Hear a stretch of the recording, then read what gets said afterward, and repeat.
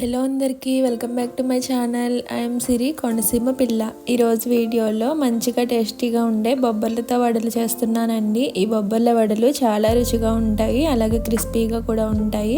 నేను చెప్పినట్టుగా ఈ విధంగా బొబ్బర్ల వడలు చేశారంటే నూనె అనేది పీల్చకుండా చాలా రుచిగా వస్తాయి. చిన్నపిల్లల దగ్గర నుంచి పెద్దవాళ్ళ వరకు ఎంతో ఇష్టంగా తినేస్తారు. ఇంకా లేట్ చేయకుండా ఈ బొబ్బర్ల వడలు ఎలా చేయాలో స్టార్ట్ చేద్దాం. ఒక కప్పు బొబ్బర్లు తీసుకొని 2 times వాష్ చేసి వాటర్తో 7-8 గంటలు నానబెట్టుకోవాలి. ఈ బొబ్బర్ల వడలు మార్నింగ్ బ్రేక్ఫాస్ట్గా చేయాలి అనుకుంటే నైట్ నానబెట్టుకోండి. ఈవినింగ్ టైం స్నాక్గా చేయాలి అనుకుంటే ఎర్లీ మార్నింగ్ నానబెట్టుకోండి. 7-8 గంటలు నానిన తర్వాత వాటర్ తీసేసి మిక్సర్ జార్లోకి యాడ్ చేసుకోవాలి. కారానికి తగ్గట్టుగా 5 పచ్చిమిర్చి, 2 inches అల్లం, 4 వెల్లుల్లి రెబ్బలు వేసుకొని గ్రైండ్ చేసుకోవాలి. బాగా బరకలుగా ఉండేటట్టు గ్రైండ్ చేసుకోవాలి. మెత్తగా గ్రైండ్ చేసుకుంటే వడలు అసలు టేస్ట్ అనిపించవు. బాగా బరకలుగా ఉండే